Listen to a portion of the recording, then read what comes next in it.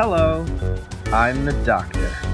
Welcome to Dr. Geek. Today, we're discussing Series 10, Episode 1, The Pilot.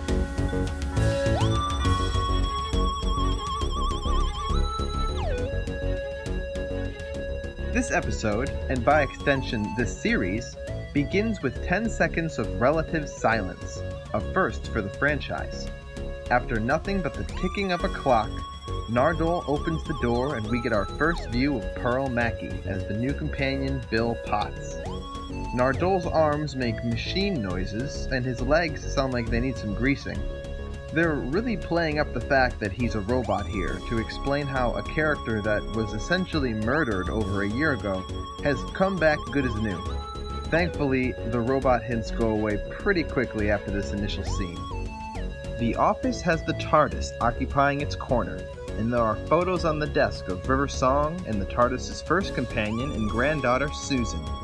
The sound of the Doctor's guitar from another room confirms that this is his office, and a polite clearing of the throat from Bill alerts the Doctor to her presence. What follows is about 4 minutes of banter that makes it seem like these two actors have known each other for years.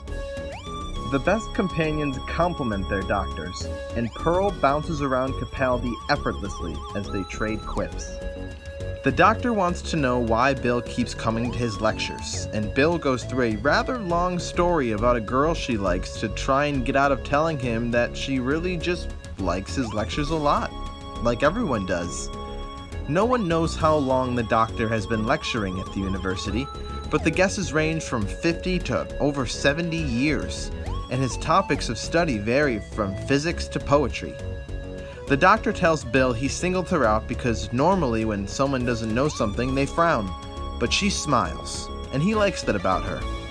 From that moment on, not only will Bill be enrolled in the university, but she will have the Doctor as her personal tutor, 6 p.m. every weekday. The cinematography in this scene is absolutely brilliant. And the way that they play with the light shining in the windows and the framing of each shot will continue throughout the episode.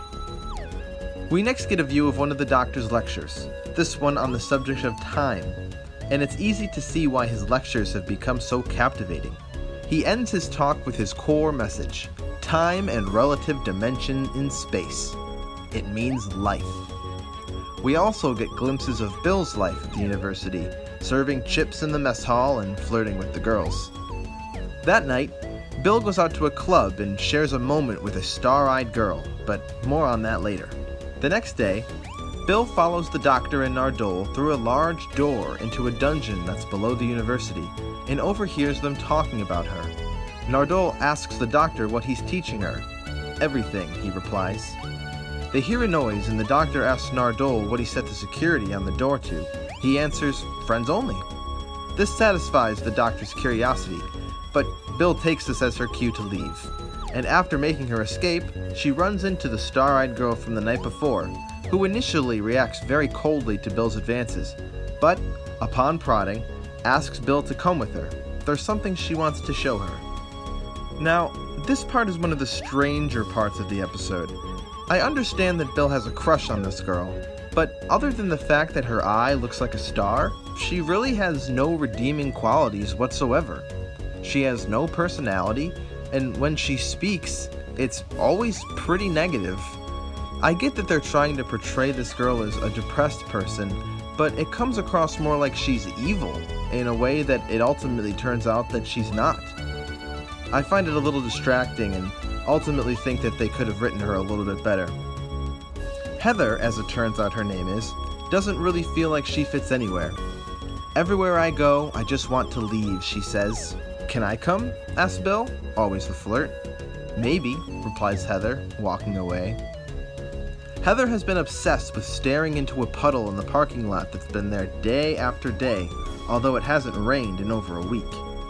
She asks Bill to look in and see if she can figure out what's wrong with the puddle. Bill sees that there's something wrong with her face, but she can't quite place it. She looks up to see the girl walking away, saying she'll see her another time. As Bill walks off, the puddle is heard saying, "Pilot is located. Link is established." We fast forward a few weeks now to Christmas, and the Doctor and Bill share an awkward gift exchange where she got him a rug and he got her nothing. Charming. However, Bill reveals that her mother died when she was a baby and that she has almost no pictures of her. This prompts the Doctor to take matters into his own hands and travel back in time to take some pictures himself, leaving them in Bill's attic for her foster mother to find.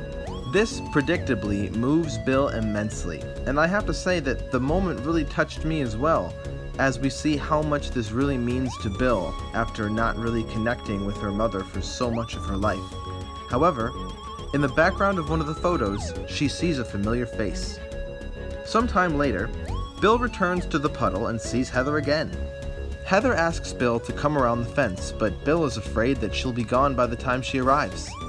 "Promise me you won't go?" Bill asks. "Promise," replies Heather. However, when Bill gets around the corner, Heather is gone. As Bill storms off upset, we see that Heather has been taken by the puddle and is floating underneath.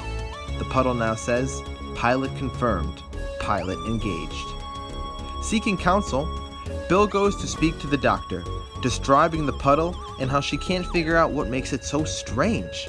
She's sure that she knows her own face, but she can't quite place what's wrong. Suddenly, Bill sees the Doctor out her window. He's gone to investigate without her. After Bill makes a joke about the Doctor running like a penguin with his ass on fire, the Doctor asks Bill to confirm that it is his face reflecting in the pool. "So, you're a bit flexible on the subject?" Bill asks. "You have no idea," he answers. At the Doctor's prodding, Bill realizes her badge isn't mirrored in the puddle. The reason the reflections look so weird is because they're not actually reflections at all. It's something mimicking their appearance. The reason that Heather was able to notice so easily was because of her star-shaped eye. The Doctor determines that this is not water, and the scorch marks he finds surrounding the puddle gives him an idea. He sends Bill home and goes back to his office, the puddle now following them, saying, "Passenger selected, pursuit engaged." Back at her flat, Pearl gets a call from her foster mother telling her she won't be home that night, which takes Bill by surprise since there's someone in the shower right now. She goes to inspect it to find no one, despite the appearance that someone is in her shower. Finally, when she looks down the drain, a star eye stares back at her. A terrified Bill sprints out of the flat and heads for the university to find the Doctor. But on her way, she's confronted by Heather, now soaking wet, and repeating whatever is said to her. After lashing out at Bill runs to the Doctor's office, slamming the door behind her. But Heather reverts to water and comes through under the door. After initially wanting to inspect Heather, Bill's terror leads him to introducing her to the Tardis in one of the most gorgeous and stunning reveals we've ever seen. The only one that compares in my mind is when Rose saw the Tardis in her debut episode. The Tardis now comes under attack, prompting the Doctor to take off, first to check on his precious vault in the basement of the university. Bill initially thinks that the Tardis is a knock-through, but once it starts to move, decides it must be an elevator. It's only after walking in and out a few times that she finally realizes it's bigger on the inside than on the out, which induces a celebration from the Doctor and Nardole. Once the Doctor is confident that his vault is safe, it's back into the Tardis as Heather starts to drip down the stairs. Our next destination is sunny Australia, which further shows Bill the possibilities of the Tardis. This leads her to a minor freakout in the bathroom, where she learns the Doctor is not a human. This revelation, though, is short-lived, as Heather starts to attack again. So it's back into the TARDIS for a third trip, this time across the universe and into the distant future, 23 million years to be exact. This is the final piece of the TARDIS's capabilities to showcase, and also goes to show off how powerful this monster truly is, as it has no issue traveling through space and time to get what it wants, once again attacking Bill and prompting a quick escape. The Doctor at this point finally works out what the liquid is.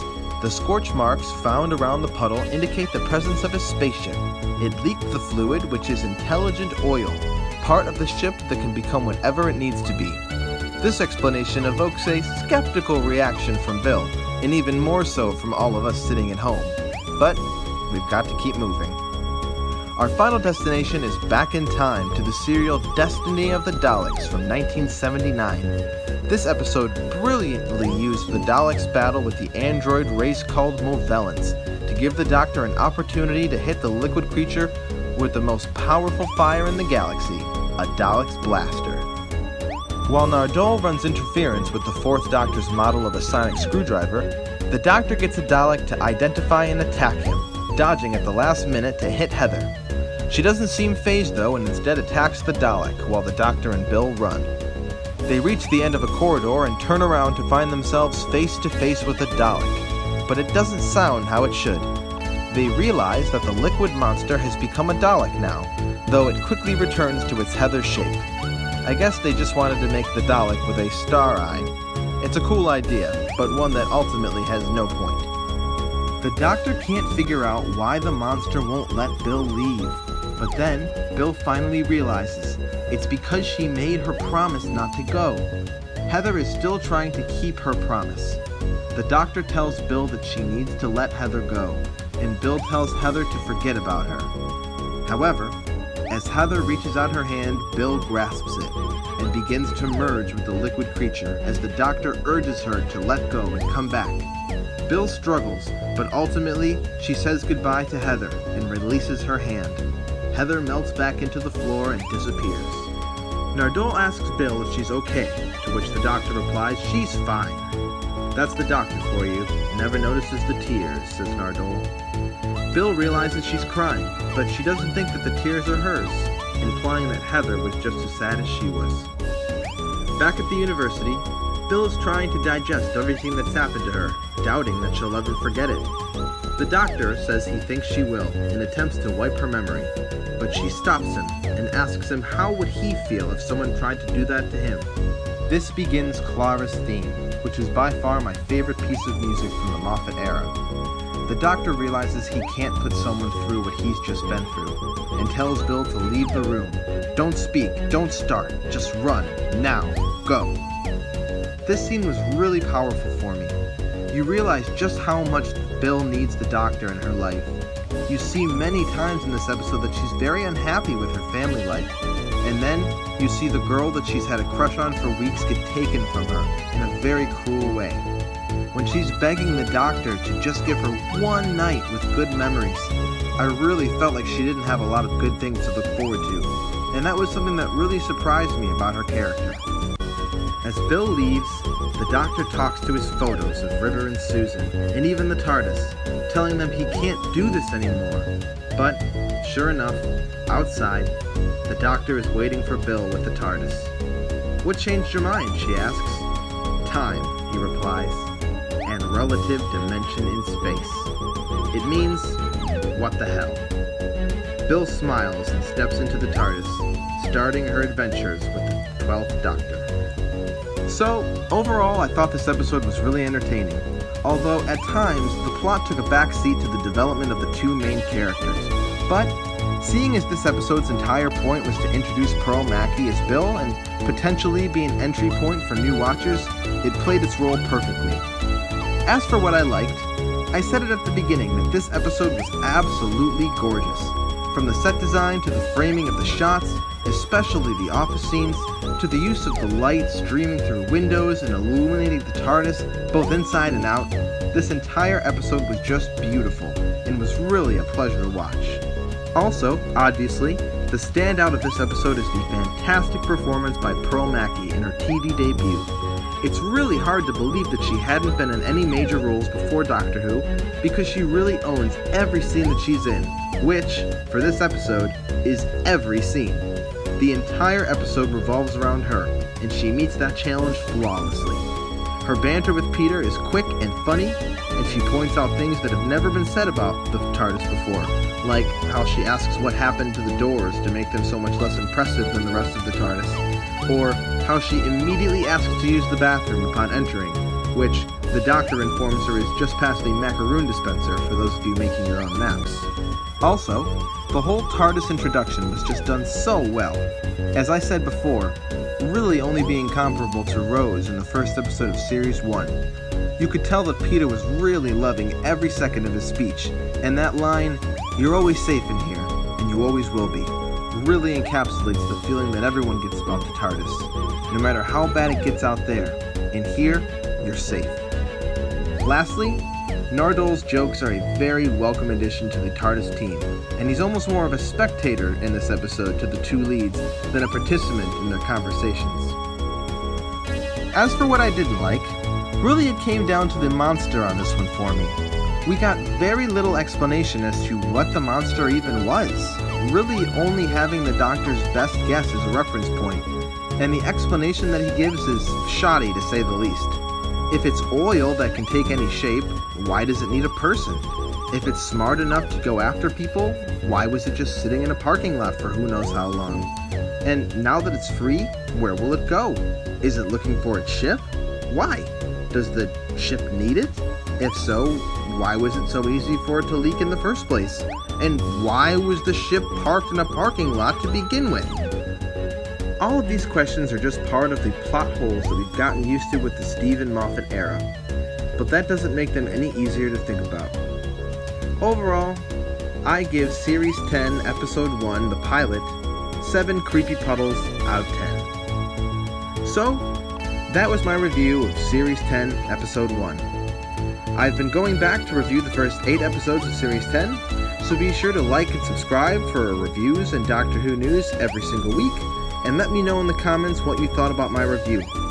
Thank you for being my companion on this journey today. I'm the Doctor. Bye for now.